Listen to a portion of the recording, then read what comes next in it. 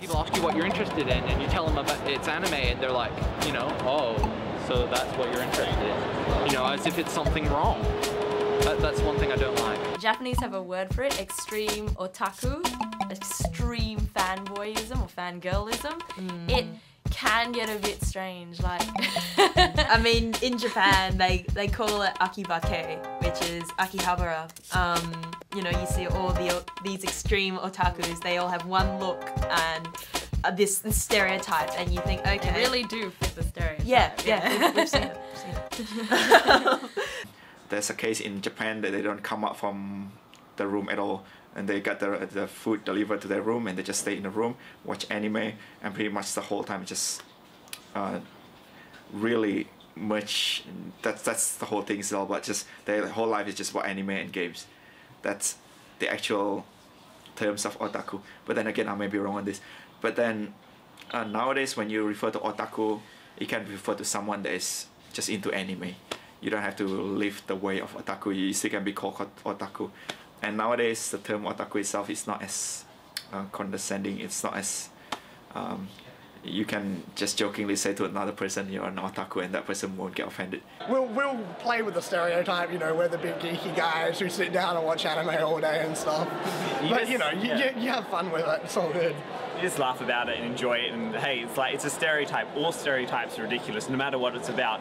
Some parts are accurate, other parts aren't. It's like, oh, otaku sort of thing. They sit at home, watch anime all day, but it's like... And drink lots of caffeine. And drink lots of caffeine. We do that. Yes, we do that, but you go out as well and you do other stuff. It's just like, it's just one aspect of the life sort of thing. So the stereotype isn't like 100% there. It's just like, we play with it and say, hey, we're otakus, but it's cool.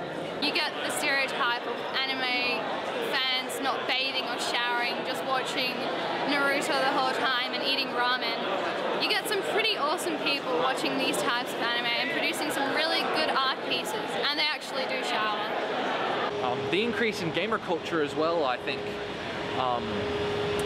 you know, goes towards changing those perceptions as you've got more people who are like involved in that sort of thing growing up, and then they're having kids and stuff, and they understand it from back when they were, you know, that age.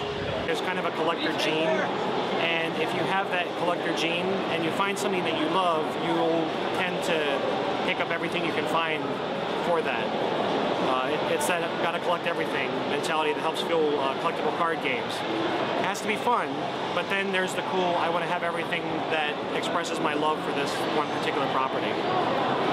I collect all kinds of things, like the t-shirt I've got on and the bandana. Even this ring here are all related to anime and manga series. Like my bag too.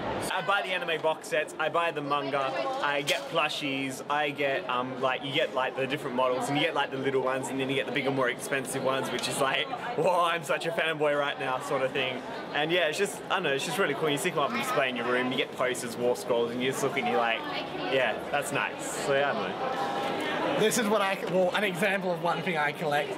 Particularly this character, I have like a collection of just Oscar from Evangelion figurines. And shirts. And shirts and clothing and wall scrolls. Again, it's something to decorate your place, give it a feel to it. And it's just, yeah, fanboyism all the way. Why we collect merchandise? Because we want to we like the characters and we enjoy having them around. And for some of us, we like to play with them as well. What's the point of collecting things where you can't play with them? Because they watch the 2D sides of the characters. I guess by collecting figures and stuff like that, they can actually relate more in terms of seeing it in 3D, and they can actually touch and just, you know, the feeling of closeness with it as well. I guess that's relevant to cosplay as well. Why do people actually wear costume and stuff? I guess to merge with the culture itself, I reckon. The fact that people even know who I am, it just blows my mind. Because when I was a kid, I didn't know who anybody was. Like, I watched the Smurfs and I just accepted that the Smurfs had voices. I didn't even think about the fact that, like, Papa Smurf was some dude. And if it were today, I bet you there's someone like in the next room who knows who the voice of Papa Smurf was, knows where they live, and knows where their, like, what their Facebook, like, domain page name is. So it's a trip. Last night, Quentin we did a charity auction, and Quentin took the shirt off his back, and he got $580 for charity for the shirt off his back. Yeah. But girls were fighting over it. It almost came to blows. It was so bad. That was a little weird. But they paid $580 and it went to the Children's Hospital, so it was a good cause. Also, Jeff, within the last couple of years, signed a baby's forehead. I know. And the baby was an infant, so somewhere right now there's a faded Sharpie Jeff Nimoy across a 2-year-old's forehead. I definitely feel like I'm a rock star when I'm here, absolutely. Yeah, because when we go back to our day-to-day jobs in our home, the only autograph we give is to pay a bill. You can bring whatever guest you want to a convention, or any artist.